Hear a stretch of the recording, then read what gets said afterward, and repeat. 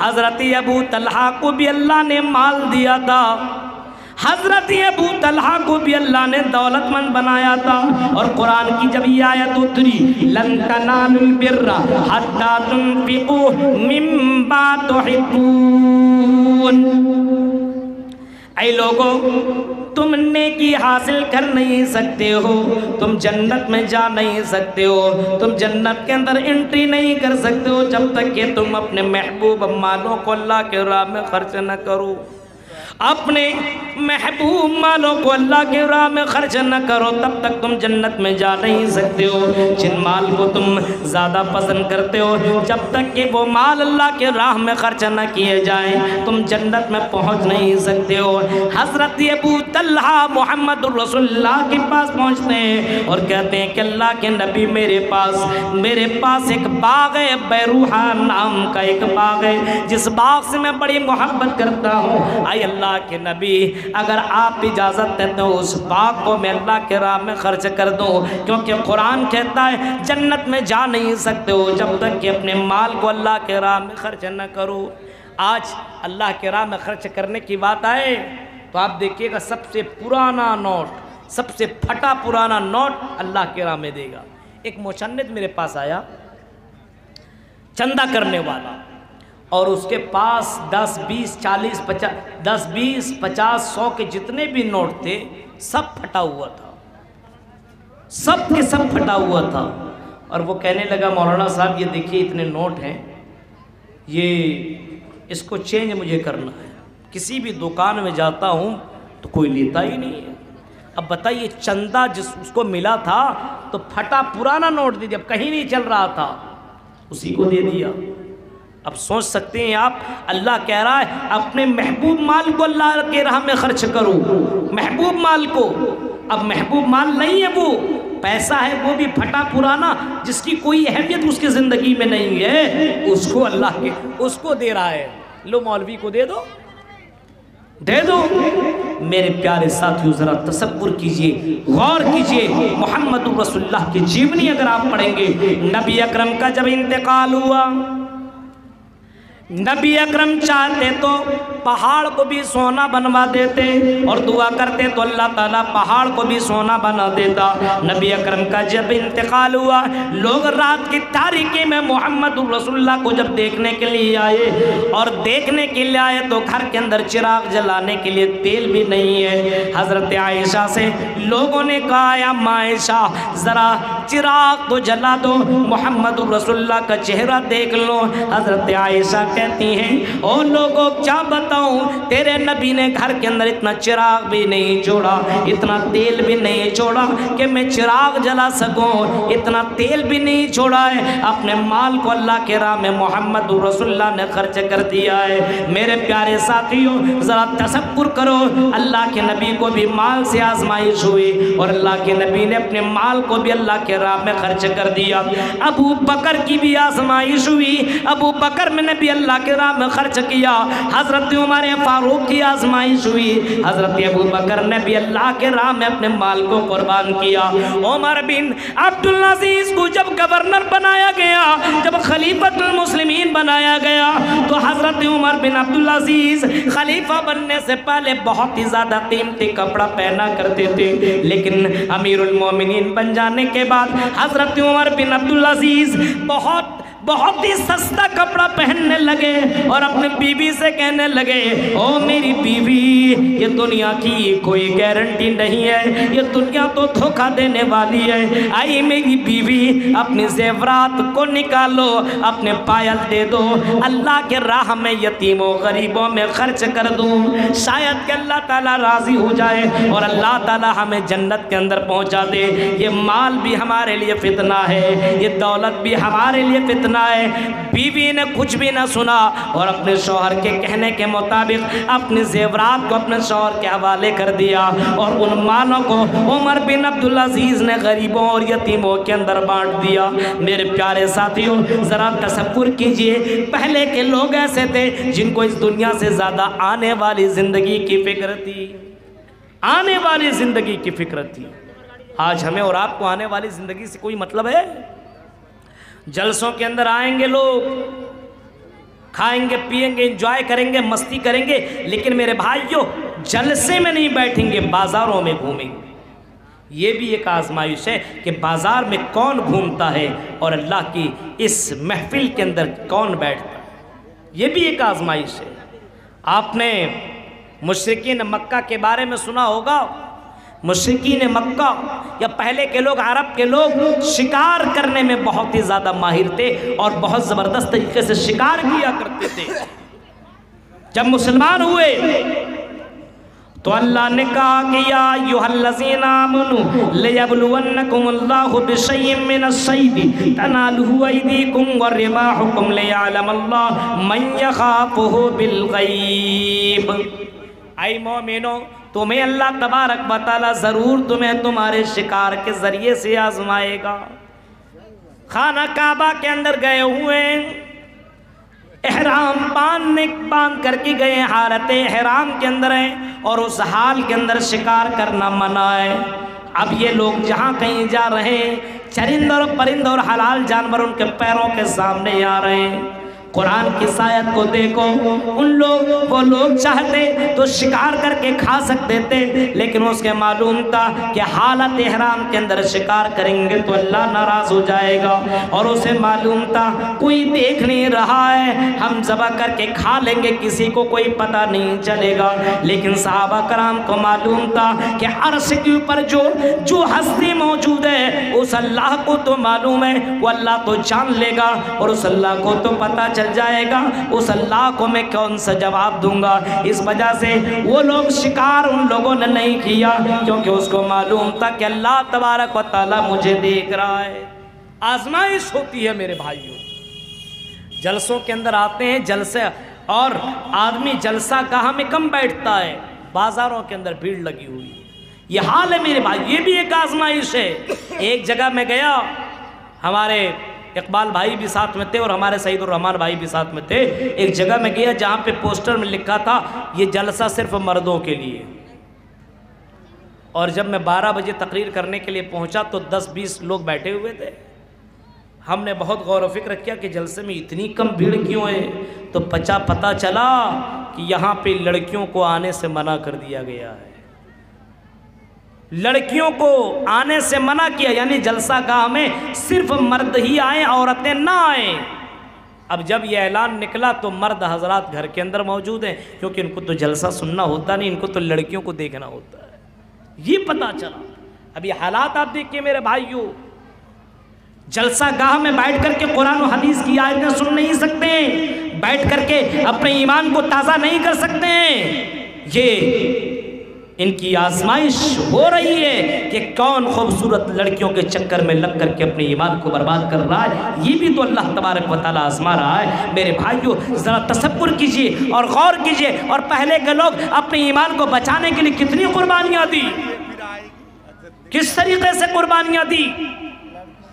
मेरी बहनों, तुम भी आई हो और मदरसाओं में हबीबा लिल बनात के अंदर तुम भी तकरीरें सुन रही हो। ज़रा सुनो, सुमैया का वाक़या आपने सुना होगा। हज़रत सुमैया को जब अबू जहल ने बांध दिया, अबू जहल ने बांधा और उनके सामने बेटे को भी बांध दिया, उनके सामने उनके शौहर को भी बांध दिया। सुमैया के सामने बेटा भी है, उनके सामने उनका शौहर भी है, और अबू जहल कहता है सुमैया तुम अल्लाह का इनकार कर दो, मोहम्मद रसूलुल्लाह का इनकार कर दो, हम तुम्हारे बेटे को छोड़ देंगे, हम तुम्हारे बाप को छोड़ देंगे। सुमैया कहती है आई अबू जहल, एक जान ही लेना चाहते हो तो जान ले लो, लेकिन हम तुम्हारी इन चक्करों में और इन बातों में आने वाले नहीं है। हम मोहम्मद रसूलुल्लाह का इनकार नहीं कर सकते, हम अल्लाह का इनकार नहीं कर सकते। सुमैया के सामने उनके बेटों को मारना शुरू किया और उनके बेटों को तकलीफ देना शुरू किया। सुमैया ने तब भी अल्लाह का इनकार न किया। फिर आगे अबू जहल ने और डेंजर कदम उठाया और सुमैया को नंगा कर दिया, बेटा भी देख रहा है और बाप भी उसका शौहर भी देख रहा है, बेटा भी जवान है और उसका शौहर भी वहाँ पे मौजूद है। ऐ सुमैया, अब भी तुम मोहम्मद रसूलुल्लाह का इनकार कर दो, अब भी तुम अल्लाह का इनकार कर दो। लेकिन सुमैया कहती है, ऐ अबू जहल, जो भी करना है कर दो, हम अपने ईमान का सौदा नहीं कर सकते, हम अपने ईमान को बेच नहीं सकते, हम अपने ईमान का सौदा नहीं कर सकते। अबू जहल ने आखिरी हरबा इस्तेमाल किया और दो जानवरों को लाने का हुक्म दिया, दो घोड़े को लाने का हुक्म दिया। एक घोड़े का चेहरा पश्चिम की तरफ कर दिया, एक का रुख पूरब की तरफ कर दिया। अबू सुमैया को दोनों घोड़ों से बांध दिया गया और सुमैया से कहा गया, ऐ सुमैया सुनो, अगर तुम भी अभी इनकार न किया, अल्लाह के इनकार न किया, ऐ सुमैया तुम्हें बीच में चीर दिया जाएगा। सुमैया कहती, ऐ अबू जहल, ऐ अबू जहल, देर किस बात की है, चीर दो। जिंदगी तो एक बार मिली है, बार बार ये जिंदगी नहीं मिलेगी, लेकिन अल्लाह के राह में मेरी जिंदगी कुर्बान हो जाए तो इससे बढ़कर के मेरे लिए खुशनसीबी क्या हो सकती है। अबू जहल ने सवारियों से कहा, सवारियों अपने अपने रुख की तरफ निकल पड़ो। सवारी निकल पड़ते हैं, सुमैया दो पार्टों में बढ़ जाती है, चीर दिया जाता है, लेकिन अल्लाह का इनकार नहीं करती है, मोहम्मद रसूलुल्लाह का इनकार नहीं करती है। मेरे प्यारे साथियों और मेरी प्यारी बहनों, ज़रा देखो, सुमैया को भी आजमाया गया, लेकिन इस आजमाइश के अंदर कामयाब हुई। इतने उलमा तकरीरें करते हैं कि जलसों में जाया करो, पर्दे में जाया करो। हाँ, वला तबर्रजना तबर्रुजल जाहिलियतिल ऊला, ज़माना जाहिलियत की तरफ, ज़माना जाहिलियों की तरह, ज़माना जाहिलियत की तरह औरतों की तरफ बनाओ श्रृंगार करके जलसों में न आया करो। ज़माना जाहिलियत की लड़कियाँ बना श्रृंगार करके अपने खूबसूरत जाहिर करके जलसों में जाया, बाजारों में जाया करती थी। उसी के बारे में कुरान ने बाकायदा नोट किया है कि जब भी तुम अपने घर से बाहर निकलो, जब तुम निकला करो, हयादार बन के निकला करो, एक मुस्लिम लड़की बन कर के निकला करो। लेकिन कुरान की इन आयतों को सुन लेने के बाद आज हमारी बहनें इन आयतों के ऊपर अमल नहीं कर रही है, आज हमारी बेटियां इन आयतों के ऊपर अमल नहीं कर रही है। और कुरान कहता है, कुल लिल मोमिनीना यगुज़्ज़ू मिन अबसारिहिम, ऐ नौजवानों तेरी भी आजमाइश होती है, जब तुम रास्ते में चला करो तो अपनी निगाहों की हिफाजत किया करो, अपनी नज़रों की तुम हिफाजत किया करो। लेकिन आज हमारे नौजवानों को ज़रा देखिए, इस आजमाइश के अंदर मुकम्मल तौर पर ख़त्म है और बाकायदा जहाँ पे लड़कियों की भीड़ देखा वहीं पे पहुँच जाते हैं लड़कियों के चक्कर में। मेरे भाइयों, ज़रा तसव्वुर कीजिए, अल्लाह आजमाता है लेकिन हम आजमाइश के ऊपर खड़े नहीं होते। तसव्वुर कीजिए मेरे भाई, वक्त तो 12:30 हो चुका है और मुझे जाना भी है, लेकिन एक काम करके मैं आपके सामने जाऊंगा। आपको मालूम है नबी अकरम ने इस्लाम के लिए कितनी कुर्बानियां पेश की, सहाबा कराम ने इस्लाम के लिए कितनी कुर्बानियां पेश की। मेरे भाइयों, हमें भी कुर्बानियां देनी पड़ेगी, हमें भी कुर्बानियाँ देनी होंगी, तब हमारा ये इस्लाम ज़िंदा होगा, तब हमारा ये इस्लाम बाकी होगा। सिर्फ अब बातों से इस्लाम बाकी नहीं रह सकता है। आपको मालूम है उलमा को भी बड़ी आजमाइश का सामना करना पड़ता है, आलिमों को भी कहाँ से कहाँ का सफ़र करते हैं और प्रोग्राम करने के लिए आते, दिन रात एक करके गाड़ी में सफ़र कर रहे हैं, गाड़ी कब एक्सीडेंट कर जाए कौन जानता है मेरे भाई। अभी आपने देखा ना, अब्दुल गफ्फार सलफ़ी का एक्सीडेंट कर गए लेकिन अल्लाह ने बचा लिया।